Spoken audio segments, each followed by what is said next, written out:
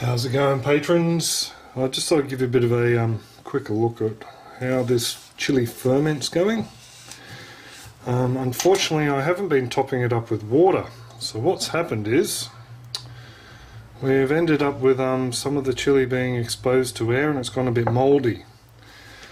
Now, I've had that happen in the past with other ferments I've done, and what I've ended up doing is taking off the top layer, topping it up with water again, just to make sure that any of the salt in there will kill off any of the bacteria, and just leave it for a few extra days. Yeah, just excuse me if I'm sounding a bit fuzzy. I've just been a bit crook the last couple of days, and I've also lost my microphone. So I'm using the onboard mic now. Just excuse me, I'm just going to sterilise some tongs. And I'm back. To sterilise the tongs, all I've done, as well as these skewers I'm going to use to pull out some bits and pieces, all I've done is just run them through the flame on the gas burner of the stove. And I better get something to put these guys on.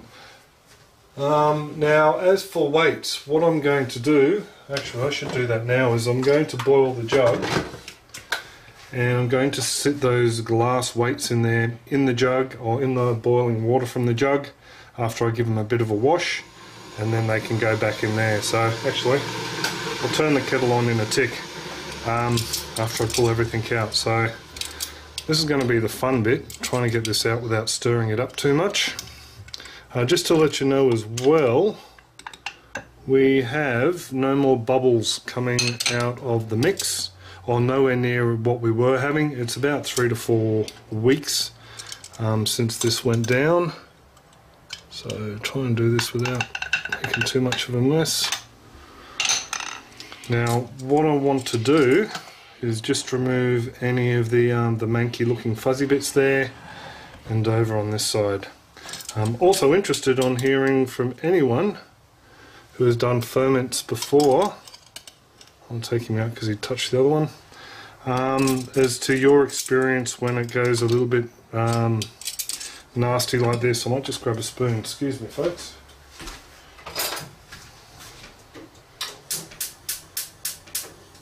You see the fuzz curve? That's what happens when it goes above the waterline. That stuff? Yeah, that stuff there. So what I'm doing is I'm just... That's a bit of ginger, bit of fuzzy ginger. And we'll pull out this little bit of garlic. And some of these bits around here as well. But the chilies themselves still feel nice and crunchy. So the whole idea is... you wombat. So the whole idea is that, in case I didn't mention it before, is that if you put the salt level up over the top of the veggies again, that will kill off any of the manky bacteria. That looks pretty much all it. Oh, there's another piece here. So grab that and try and grab that with the dodgy tongs. And the rest of the stuff in there looks really good. Basically, I should have been keeping an eye on it. I actually brought it down to show Mark and Alison the other day. G'day Mark and Alison if you're watching. Just to show them how it had been going, and I did notice then that it needed a bit of a top up, but I think I topped up my gin instead of this. But that happens at times. So, yeah, that's looking pretty good. There's no more fuzzies down in there, and you'll probably notice as well there's no more bubbles coming to the surface.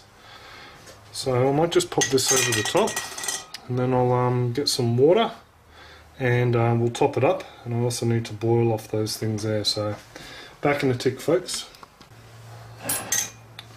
So I've just boiled the jug, and I'm just going to submerge these guys in there.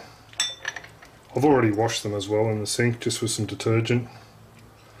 But just to play it safe, I'd like to just set them in there for about a minute or so with some boiling water.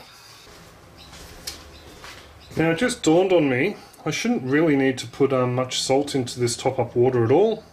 There's a little pinch in there, mainly because any water that has evaporated out of here is just going to make this solution more concentrated.